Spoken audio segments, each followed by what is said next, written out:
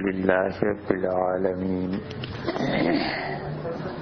الصلاۃ والسلام علی سید الانبیاء والمرسلین وعلی آلہ واصحابہ اجمعین، اما بعد۔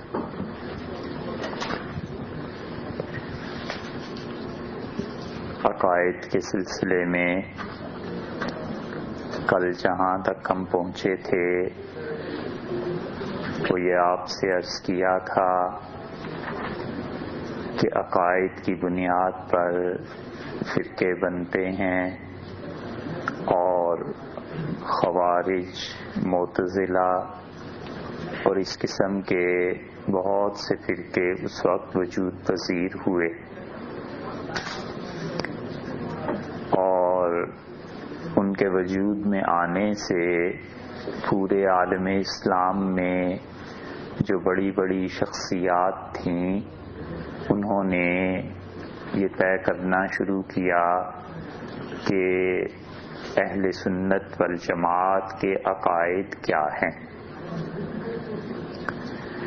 اہل سنت والجماعت کا جو لفظ ہے اس کی بھی تشریح ذہن میں رہنی چاہیے۔ جیسے خارجی تھے تو انہیں مسلمانوں نے خارجی اس لیے کہا کہ وہ ان چیزوں سے خارج ہو گئے جو چیزیں شریعت کی اساس اور شریعت کا اصل حصہ تھیں، اور معتزلہ جو تھے ان کا نام اس لیے پڑا کہ معتزلہ میں ایک بہت بڑی شخصیت جسے ان کا بانی کہنا چاہیے، اس کا نام تھا واصل بن عطا، اور یہ لوگ ابتدائی طور پہ حضرت حسن بصری رحمۃ اللہ علیہ کے شاگرد تھے، اور بصرہ میں جو آماج گاہ تھی فتنوں کی، بہت سے فتنے اس میں پھیلے تھے۔ ان میں سے ایک فتنہ یہ بھی تھا کہ معتزلہ نے اپنے آپ کو الگ کیا، اور جب تک دنیا میں یہ ہوائی سفر شروع نہیں ہوئے تھے، جہازوں کی آمد و رفت شروع نہیں ہوئی تھی، یہ ساحلی شہر جو تھے یہ فتنوں کا مرکز ہوا کرتے تھے، کیونکہ ہر قوم، ہر ملت، ہر مذہب کے لوگ ساحلی شہروں میں آ کے آباد ہوتے تھے، اور ہر حکومت یہ نہیں جانچ سکتی تھی کہ یہاں پہ آنے والے لوگ کس مذہب اور کس ملت کو مانتے ہیں، تو اس لیے یہ ساحلی شہر جو تھے یہ فتنوں کی آماج گاہ بنے، یہ فتنوں کے مراکز بنے۔ اور اسی طرح بصرہ بھی ایسا ہی شہر تھا جس میں یہ چیزیں پیش آئیں، کشتیاں آتی تھیں، جہاز آتے تھے، اور دنیا کے مختلف ممالک سے آتے تھے، تو اس میں ہر طرح کے لوگ آئے، اور بصرہ میں جن لوگوں نے بڑا اللہ کے دین کے لیے کام کیا، بڑی بڑی ممتاز ہستیاں گزری ہیں، ان میں ایک حسن بصری رحمۃ اللہ علیہ بھی تھے۔ حسن بصری کی والدہ جو تھیں وہ خادمہ تھیں ام المومنین ام سلمہ رضی اللہ عنہا کے ہاں، اور حسن بصری رحمۃ اللہ علیہ پیدا ہوئے حضرت عمر رضی اللہ عنہ کے دور میں، اور حسن بصری کی والدہ ان کو اپنے ساتھ رسول اللہ صلی اللہ علیہ وسلم کے گھر میں لے جاتی تھیں۔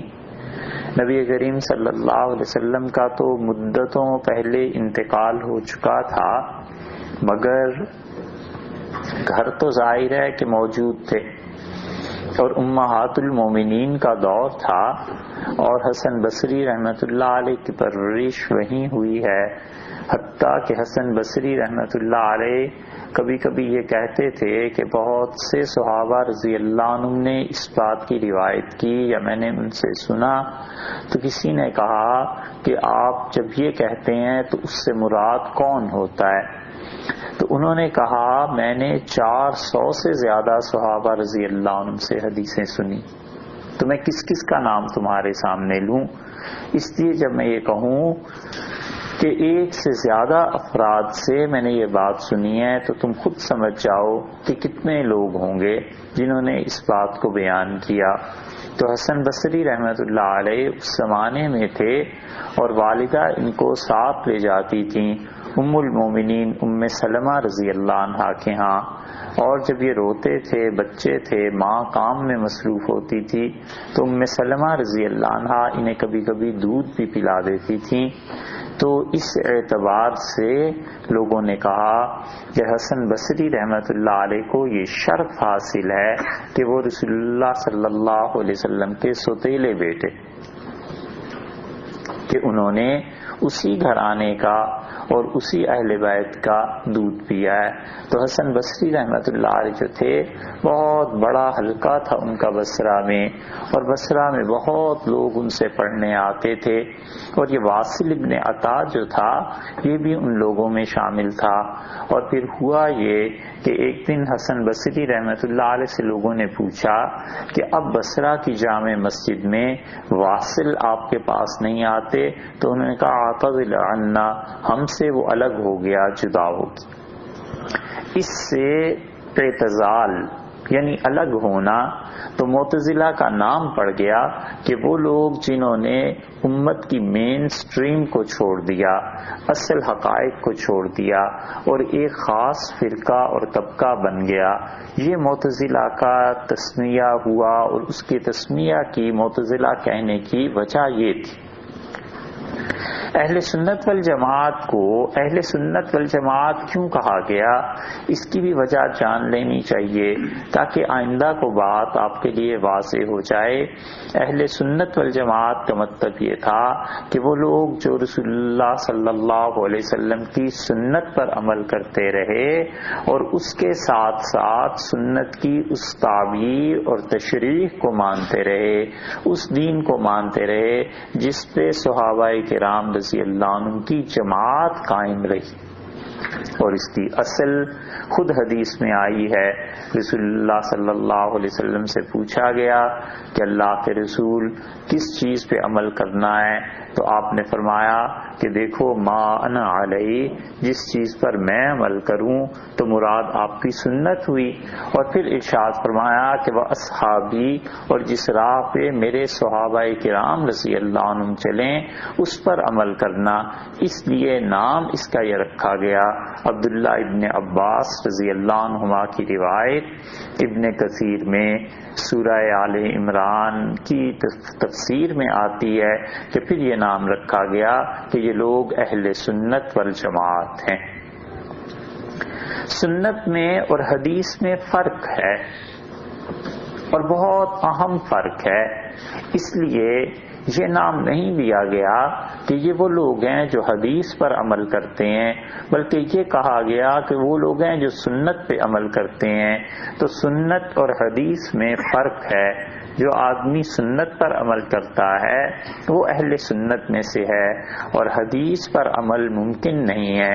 حدیث پر عمل صحابہ کرام رضی اللہ عنہ تک نے نہیں کیا، کیونکہ حدیث نام ہے رسول اللہ صلی اللہ علیہ وسلم کے قول فعل عمل کا، اور صحابہ کرام رضی اللہ عنہ کے جو اقوال تھے، ان کے جو افعال تھے، ان کے جو کام تھے، انہیں بھی حدیث کہا جاتا ہے۔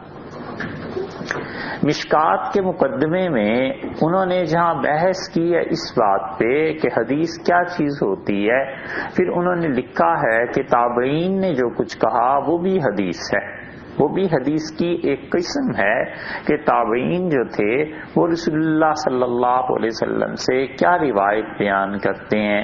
اب حسن بصری ہیں رحمۃ اللہ علیہ، جب وہ خود کہتے ہیں کہ رسول اللہ صلی اللہ علیہ وسلم نے یہ فرمایا، تو گویا انہوں نے درمیان میں صحابہ کرام رضی اللہ عنہ کا ذکر نہیں کیا، تو تابعی تھے، اور تابعی نے جب ڈائریکٹ براہ راست رسول اللہ صلی اللہ علیہ وسلم کی کوئی بات بیان کی تو اسے بھی محدثین اپنی اصطلاح میں حدیث کہتے ہیں۔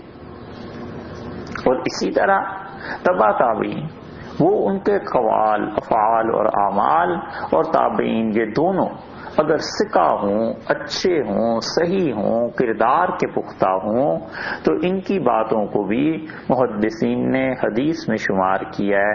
اب کہنے کو تابعین میں آپ دیکھیے تو یزید بھی تو تابعی تھا، اس نے صحابہ رضی اللہ عنہ کو دیکھا تھا، اپنے والد حضرت معاویہ رضی اللہ عنہ کو دیکھا تھا، لیکن کوئی مسلمان ایسا نہیں ہے جو یزید کو اچھا سمجھتا ہو۔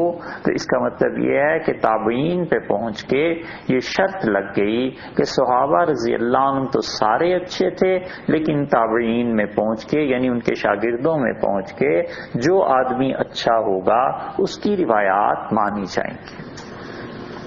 حدیث جس چیز کا نام ہے وہ بھی آپ سمجھ لیجئے۔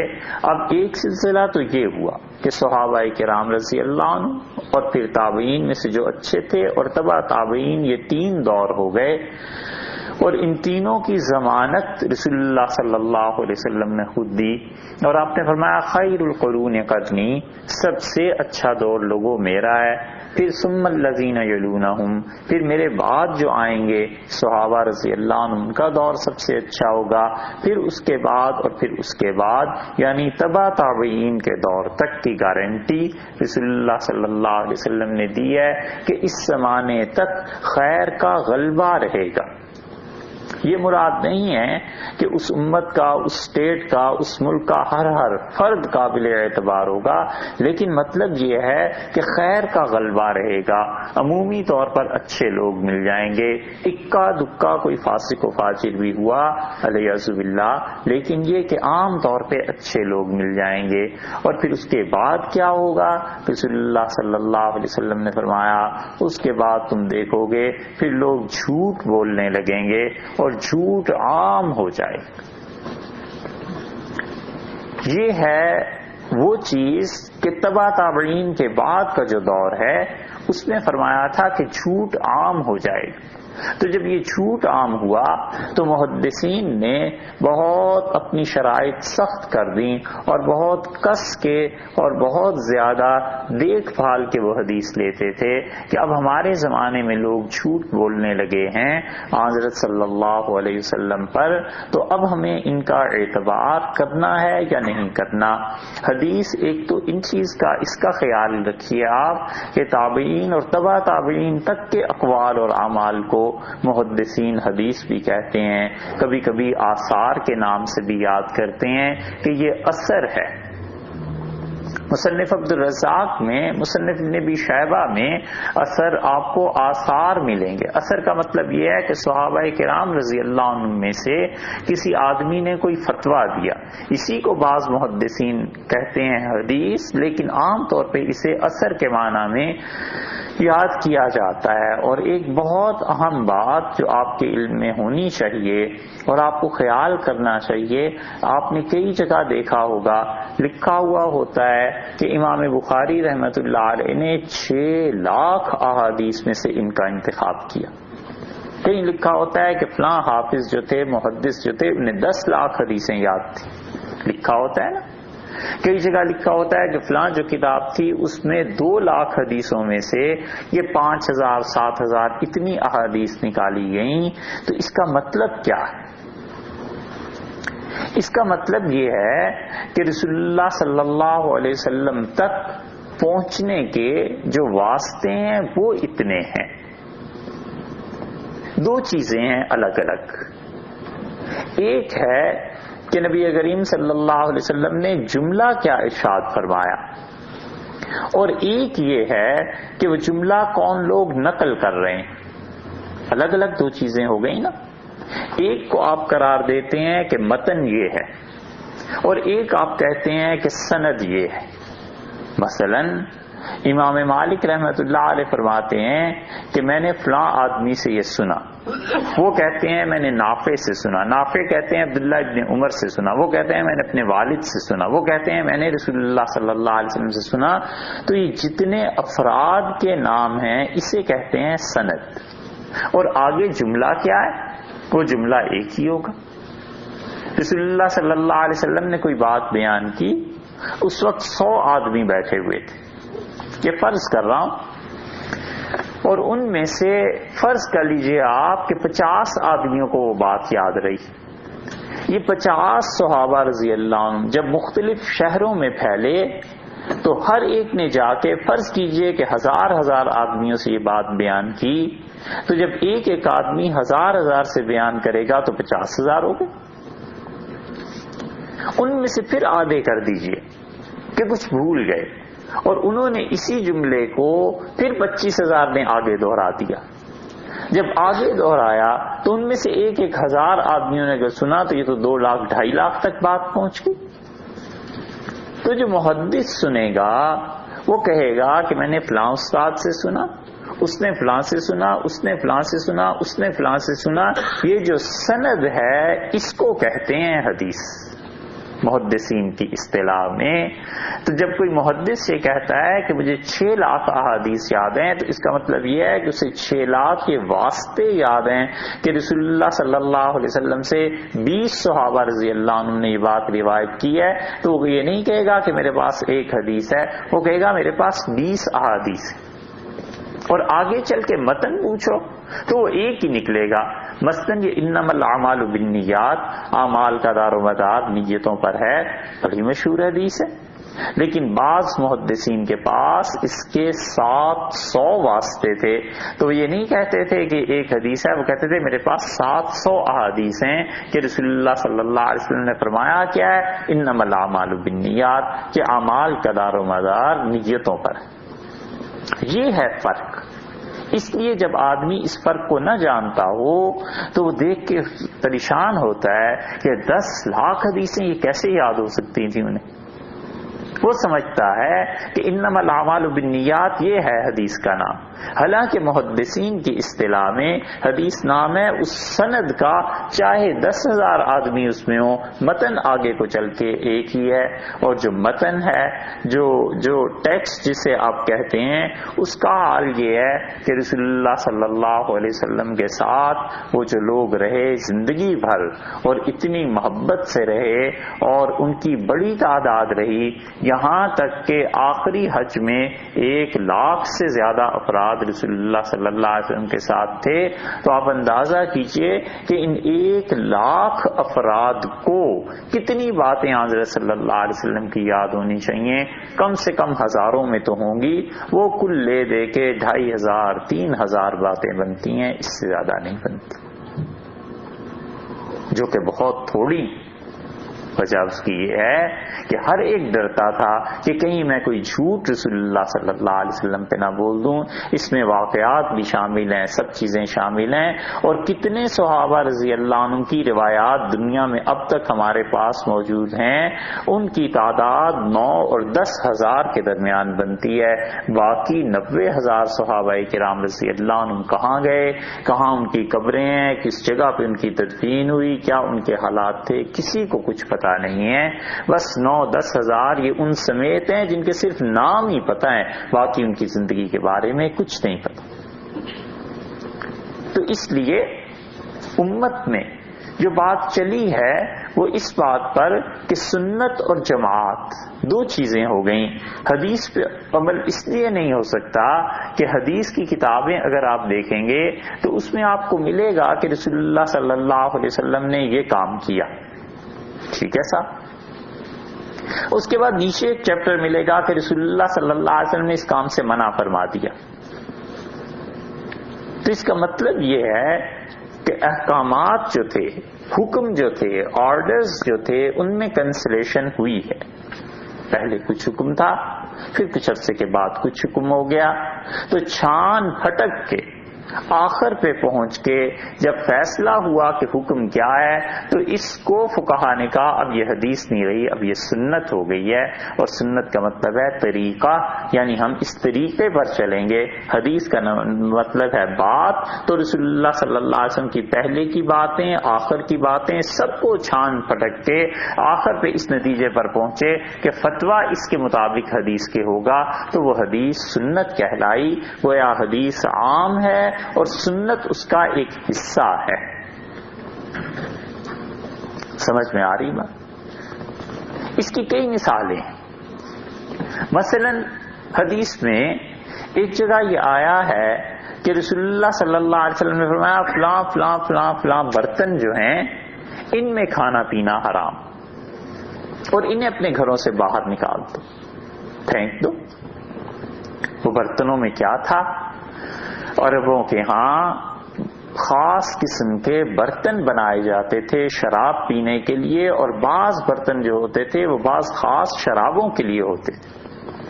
مثلاً کدو کو چیر لیتے تھے اور اس کے اندر سے گودا نکال کر اور کچھ مسالے لگا کے اسے پکا کر لیتے تھے، پختہ کر لیتے تھے، اور اس میں شراب پیتے تھے۔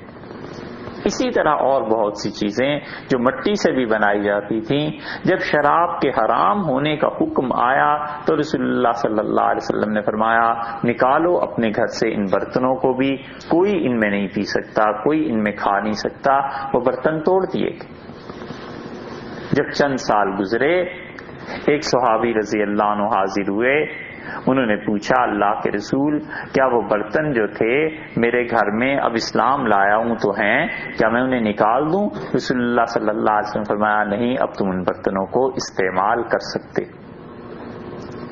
معلوم ہوا کہ پہلا حکم جو رسول اللہ صلی اللہ علیہ وسلم نے کینسل کر دیا ہے اس کی وجہ کیا تھی؟ تو معلوم ہوا وجہ یہ تھی کہ آپ نے ہر اس چیز سے بالکل منع کر دیا جو شراب کی یاد بھی دلائے، تاکہ اس برائی کا سرے سے قلع کما ہو جائے اور سرے سے یہ برائی مٹ جائے، کسی مسلمان کے گھر میں یہ چیز بھی نہیں رہنی چاہیے۔ اور جب آپ نے دیکھا کہ اب الحمدللہ مسلمانوں کے دل میں اس کے متعلق نفرت بیٹھ گئی ہے، تو اب آپ نے اجازت دے دی کہ کوئی حرج نہیں، ان برتنوں کو آپ استعمال کر سکتے ہیں۔ تو دیکھا آپ نے کہ ان دوسری احادیث نے پہلی احادیث کو منسوخ کر دیا۔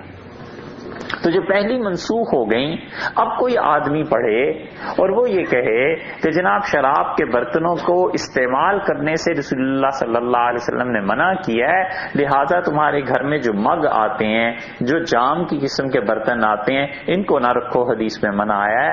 تو کہتا تو وہ صحیح ہے کہ حدیث میں منع آیا ہے، مگر اسے یہ پتا نہیں ہے کہ اس حدیث کو کسی اور حکم نے کینسل کر دیا ہے۔ تو وہ کہتا ہے حدیث پہ عمل کرتا ہوں، ہم کہتے ہیں ان برتنوں کو رہنے دو، سنت پہ عمل کر لو، حدیث کو چھوڑ دو۔ آپ سمجھے یہ فرق؟ یہ ہے وہ فرق جس وجہ سے ہمارے نام میں یہ آیا کہ یہ اہل سنت ہیں، یعنی رسول اللہ صلی اللہ علیہ وسلم کے اس طریقے پہ عمل کرتے ہیں جو چھان پھٹک کے آخر پہ کہا گیا کہ بس یہ طریقہ ہے۔ اس کی ایک اور مثال آپ کو دیں، سال میں کتنی مرتبہ قرآن پڑھنا چاہیے؟ کوئی حد ہوگی نا کہ ایک مسلمان ہے اس کے لیے کیا طریقہ ہے، سال میں کتنی مرتبہ قرآن پاک کی تلاوت کرے۔ اب جب ہم نے حدیث کے ذخیرے کو دیکھا تو معلوم ہوا کہ رسول اللہ صلی اللہ علیہ وسلم سال میں قرآن پاک پڑھتے رہتے تھے، نمازوں میں تلاوت فرماتے رہتے تھے، لیکن جبریل امین سال میں ایک مرتبہ رمضان میں حاضر ہوتے تھے اور پورا جتنا قرآن نازل ہوا ہے رسول اللہ صلی اللہ علیہ وسلم کو پڑھ کے سنا دیتے تھے، اور آپ انہیں سنا دیتے تھے، گویا ایک مرتبہ سننا سنانا ہو جاتا تھا۔ اب ایک آدمی کہتا ہے صاحب یہ حدیث ہے اور سال میں ایک مرتبہ بس پڑھ لینا چاہیے، وہ بھی رمضان میں پڑھ لے تو بہت اچھا ہے، اس حدیث پہ عمل ہو جائے گا۔ لیکن یہی حدیث جب فقہا کے ہاں پہنچی تو انہوں نے کہا دیکھو بھئی رسول اللہ صلی اللہ علیہ وسلم کا کوئی اور عمل تو ثابت نہیں۔ تلاش شروع ہوئی اور آخر پہ پہنچ کے پتا چلا کہ حضرت صلی اللہ علیہ وسلم نے آخری سال کا جو رمضان گزارا ہے جس کے بعد وفات ہوئی ہے، تو آپ نے فرمایا حضرت فاطمہ رضی اللہ عنہا سے کہ میری بیٹی مجھے لگتا ہے کہ آئندہ رمضان مجھ پہ نہیں آئے گا، اور دیکھو اس مرتبہ جبریل نے 2 مرتبہ مجھے قرآن سنایا اور 2 ہی مرتبہ مجھ سے سنا۔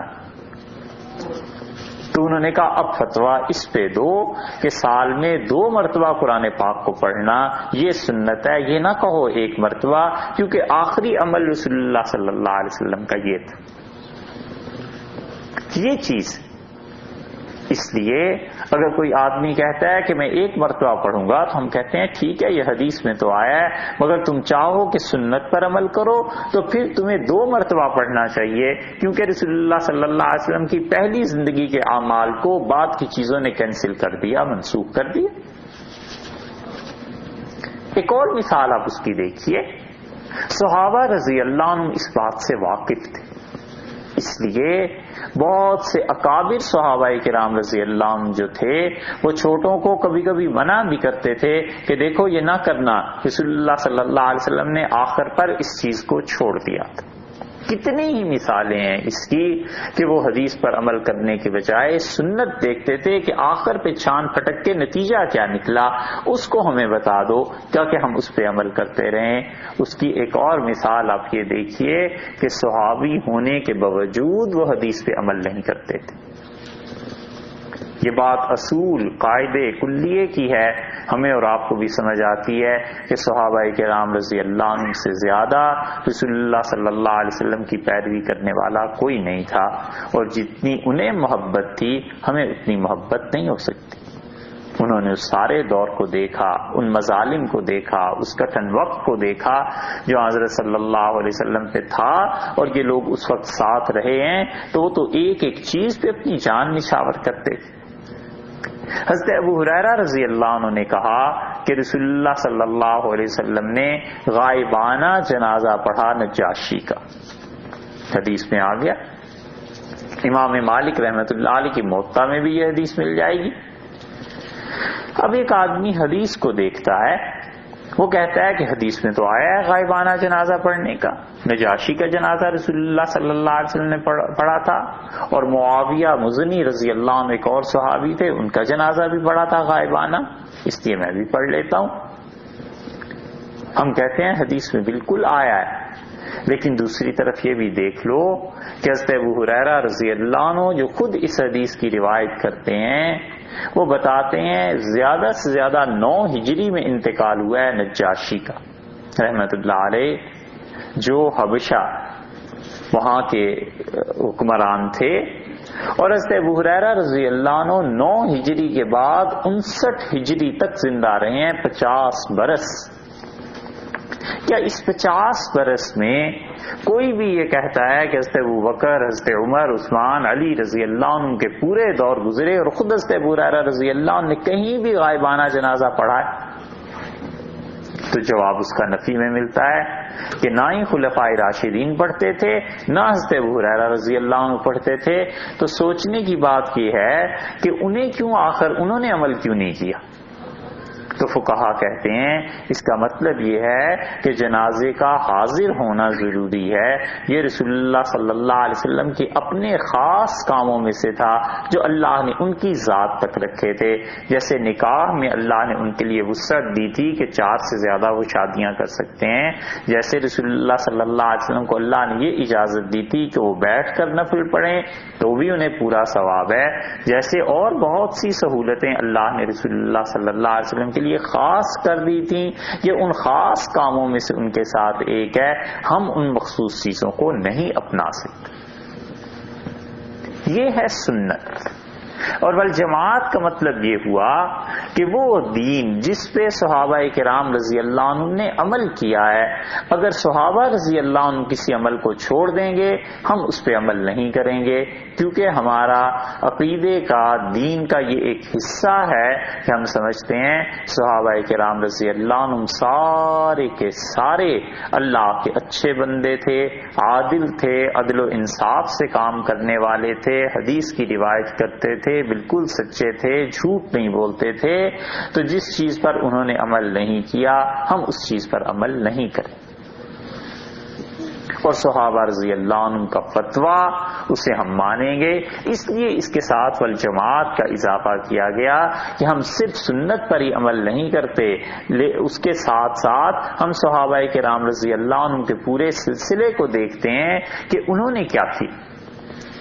عمر بن عبدالعزیز رحمۃ اللہ علیہ نے بڑا اچھا خط لکھا۔ ان کے زمانے میں ایک فرقہ پیدا ہو گیا تھا قدریہ جنہیں کہتے تھے، وہ اس بات کا قائل تھا کہ دنیا میں جو کوئی بھی گناہ کرتا ہے یہ سب کے سب گناہ ثواب، اس پہ کوئی اس کو عذاب اور ثواب نہیں ہے، یہ سب خدا کی طرف سے۔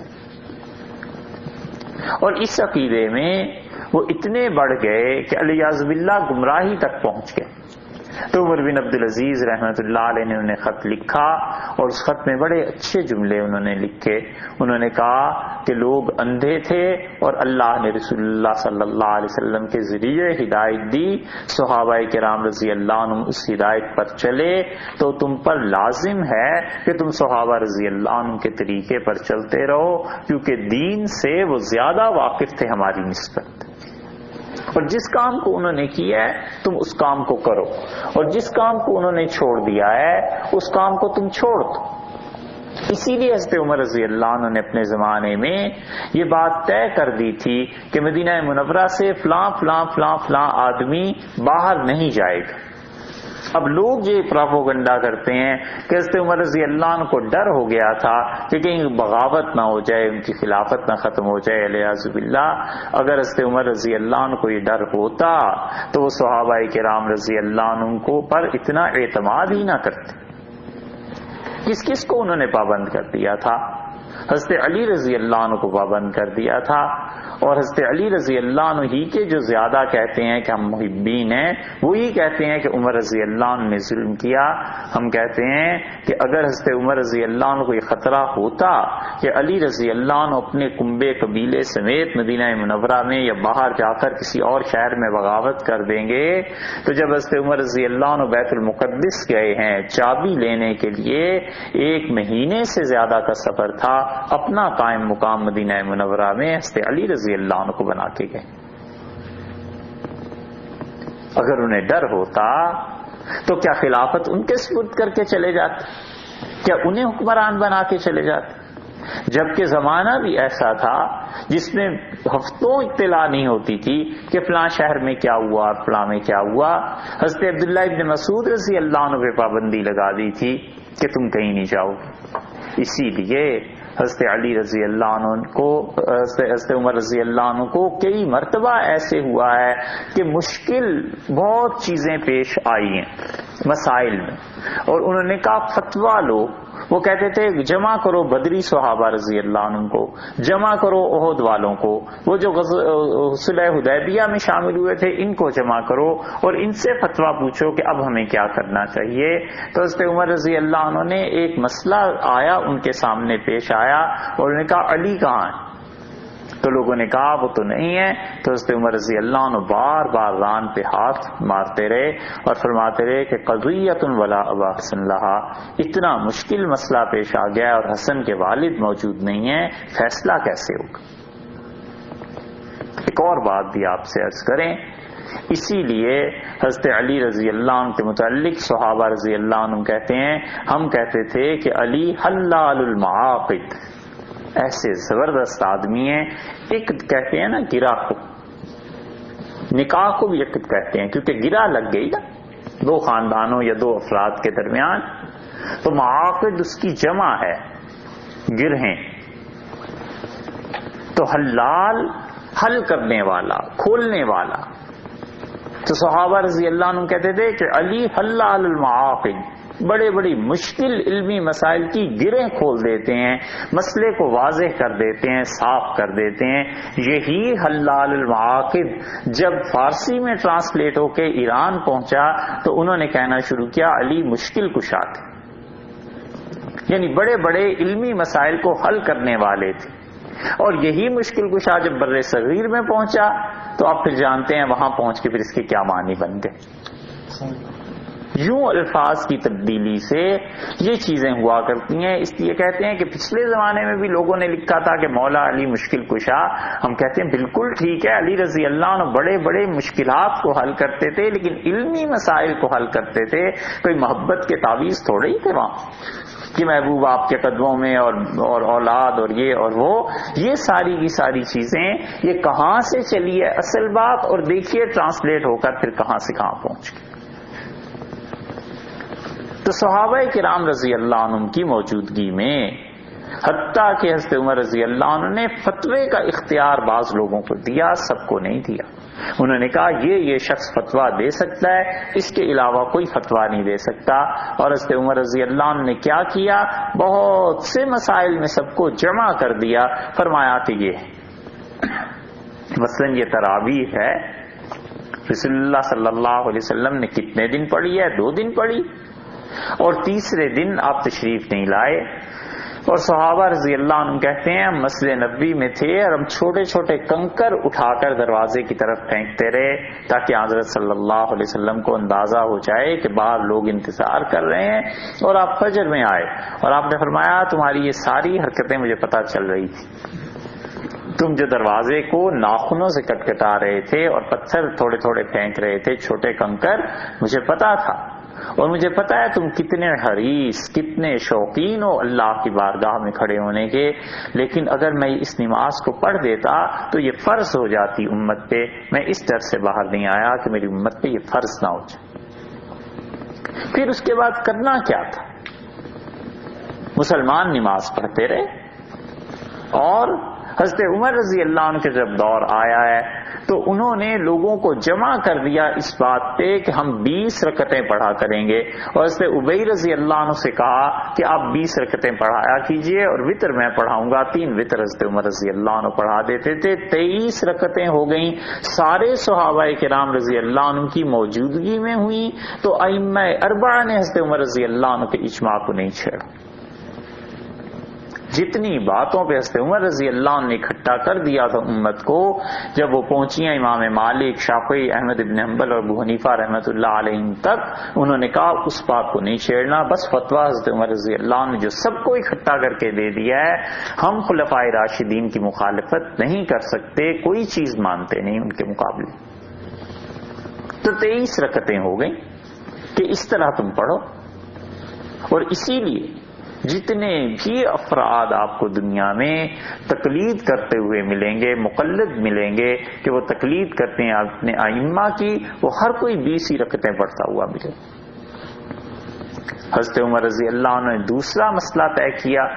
انہوں نے کہا کہ لوگ آتے ہیں اور کہتے ہیں کہ ہم نے اپنی بیوی کو 3 طلاقیں دیں لیکن ہماری نیت 1 کی تھی، تو اس لیے جمع کرو سب کو اور ہمیں اس مسئلے میں واضح طور پر ایک بات کہنی چاہیے.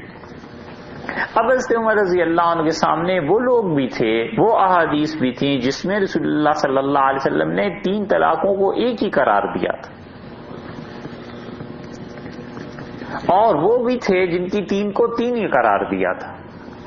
تو حضرت عمر رضی اللہ عنہ نے کہا رسول اللہ صلی اللہ علیہ وسلم کے دور میں اور ابو بکر رضی اللہ عنہ کے دور میں لوگ ہمیشہ سچ بولتے تھے، جھوٹ نہیں بولتے تھے، ان پر سچائی غالب تھی. اور اس وجہ سے جو کوئی آ کے کہتا بھی تھا کہ میں نے لفظ تو 3 کے کہے ہیں لیکن میری مراد 1 تھی، تو وہ سچ کہتا تھا، ہم نہیں کہتے وہ جھوٹ کہتا تھا. لیکن ہمارے زمانے میں لوگوں نے جھوٹ بولنا شروع کر دیا ہے. وہ غصے میں ایسی حرکت کرتے ہیں، پھر آ کے کہتے ہیں کہ جی 1 طلاق دی، تو دیکھو آئندہ سے اگر کوئی آدمی یہ کہے گا تو ہم اس کی 3 ہی طلاقیں مانیں گے اور 3 کی 3 ہی شمار کریں گے. یہ حضرت عمر رضی اللہ عنہ نے حدیث میں اور کتابوں میں آیا ہے بے محضر صحابہ رضی اللہ عنہ کی موجودگی میں یہ فیصلہ کیا. تو یہ طے پا گیا امت میں کہ 3 طلاقیں 3 ہی ہوں گی، اور اس پہ چاروں ائمہ نے اتفاق کر لیا. حتیٰ کہ اس دور میں جب لوگ آزاد ہوتے چلے جا رہے ہیں یا وہ اپنے آپ کو بہت زیادہ علم والا سمجھتے ہیں، سعودیہ میں یہ مسئلہ اٹھا اور شاہ فہد نے ایک خط لکھا اور انہوں نے جتنے سعودیہ کے بڑے بڑے علماء کبار تھے مدینہ منورہ میں، جو ان کی اپنی ایک کونسل ہے جو فیصلہ کرتی ہے شرعی معاملات کا، انہیں لکھا کہ آپ اس پہ فتویٰ دیں کہ کیا ہمارے اس دور میں 3 طلاقیں اب بھی 3 ہی ہونی چاہیے یا اس میں کوئی تبدیلی ہو سکتی ہے. وہ کتنے ہی علماء تھے، انہوں نے پورا ایک رسالہ لکھا ہے، وہ جواب بھجوایا کہ حضرت عمر رضی اللہ عنہ کے زمانے میں اس پہ اجماع ہو چکا تھا، پوری امت اس بات کی قائل ہے، ہم یہ فتویٰ نہیں دے سکتے، 3 طلاقیں 3 ہی. کیونکہ امام احمد ابن حنبل رحمۃ اللہ علیہ نے بھی اسے 3 قرار دیا، امام شافعی رحمۃ اللہ علیہ نے بھی، سب نے 3 قرار دیا۔ تو یہ ہے اہل سنت والجماعت کہ رسول اللہ صلی اللہ علیہ وسلم کی سنت پہ بھی عمل کرنے والے، اور صحابہ کرام رضی اللہ عنہ کی جماعت کے جو فتوے تھے اس سے بھی روگردانی نہیں کرتے، بلکہ وہ ان ساری چیزوں کو دیکھ کر پھر چلتے ہیں۔ اب دیکھیے جب اتنے فرقے ہو گئے، معتزلہ ہو گئے، خوارج ہو گئے، قدریہ ہو گئے، اور مرجئہ تھے جو بہت سے گمراہ عقیدوں کے قائل تھے، بے شمار فرقے آپ کو اس زمانے میں نظر آئیں گے۔ اب طے ہونا شروع ہوا صحابہ کرام رضی اللہ عنہ کی موجودگی میں کہ اہل سنت والجماعت کا عقیدہ کیا ہوگا، تو انہوں نے اسے شروع کیا ہے جس طرح سے، پھر وہ آگے ساری تفصیلات اس کی کتابوں میں مل جائیں گی۔ ہوتے ہوتے عقیدہ جو تھا اس میں 3 آدمی بہت نمایاں طور پر امت میں سامنے آئے۔ ایک امام ابو الحسن اشعری رحمۃ اللہ علیہ تھے، جن کے متعلق کل آپ سے عرض کیا تھا کہ وہ پہلے معتزلی تھے اور پھر اعتزال کو چھوڑ کے، اور انہوں نے کیا کیا، انہوں نے پھر سنت کے مطابق ان چیزوں کے مطابق بات کرنا شروع کی۔ بغداد ان کا مرکز تھا اور ان کی ٹکر چونکہ براہ راست معتزلہ سے تھی، اس لیے بعض چیزوں میں وہ بھی آگے پیچھے ہوئے۔ صرف اس وجہ سے آگے پیچھے ہونا ہم کہتے ہیں کہ یہ اس وقت معتزلہ کے مقابلے میں پورے طور پہ ان کا رد کر رہے تھے، اور دوسری ہستی اس سارے گھمسان سے، اس ساری لڑائی سے باہر تھی، اور وہ امام ابو منصور ماتریدی رحمۃ اللہ علیہ تھے۔ اور امام ابو منصور ماتریدی رحمۃ اللہ علیہ کے حالات زندگی کہیں نہیں ملتے، بس سورہ فاتحہ کی ایک تفسیر وہ بھی کچھ عرصہ پہلے دریافت ہوئی کسی کتب خانے سے، وہ مل جاتی ہے، اور ان کی کتاب مل جاتی ہے جس میں انہوں نے عقائد کو منضبط کیا، عقائد کو لکھا، ضبط کیا، تحریر کیا کہ ہمارے عقیدے یہ ہیں۔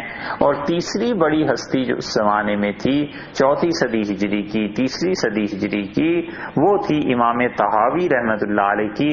امام طحاوی رحمۃ اللہ علیہ نے ایک کتاب لکھی ہے عقیدہ طحاویہ، کتاب عقیدے پہ تھی۔ امام طحاوی رحمۃ اللہ علیہ کی نسبت سے اس کتاب کا نام ہو گیا عقیدہ طحاویہ، جیسے بخاری ہے، امام بخاری رحمۃ اللہ علیہ کی وجہ سے اس کا نام ہو گیا صحیح بخاری، وگرنہ تو اصل میں اس کا نام صحیح ہے، یعنی وہ احادیث جو رسول اللہ صلی اللہ علیہ وسلم سے صحیح طور پر روایات کی جاتی ہیں انہوں نے جمع کی۔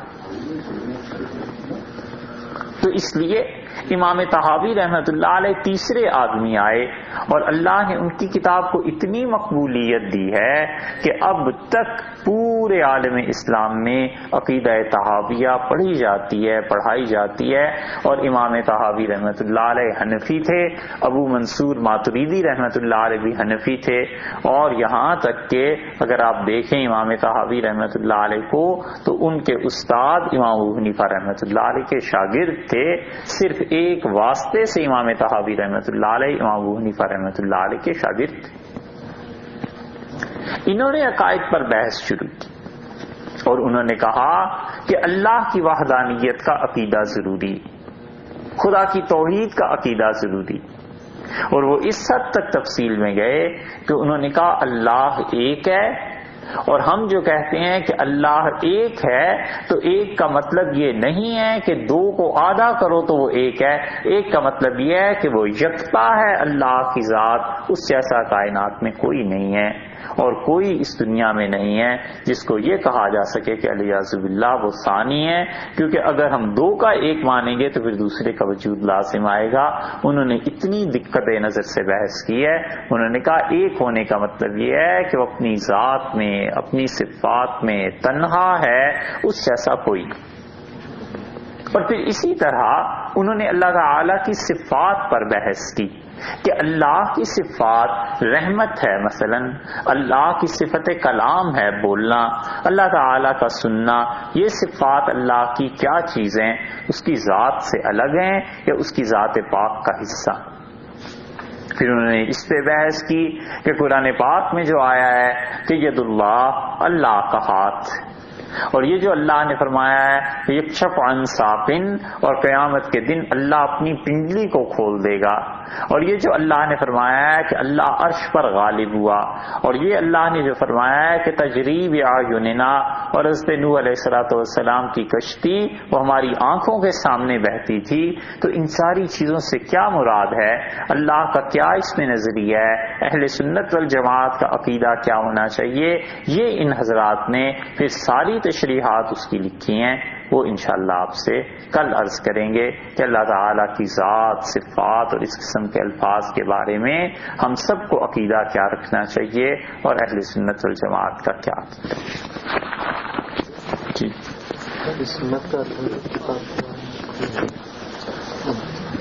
اس چیز کو ہاں بہت سی مل جائیں گی، اب اس کو پڑھ لیجئے، معارف الحدیث جو ہے نا محمد نعمانی کا، انہوں نے بہت سی چیزیں ایسی کی، بہت آسان ہے ہاں کہ سنت کی سنت اور سیرت کا بنیادی فرق کیا ہے؟ اچھا یہ سیرت کے آغاز میں آئے گی بات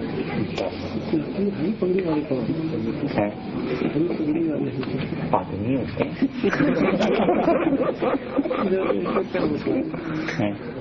یہ آئے گی بات۔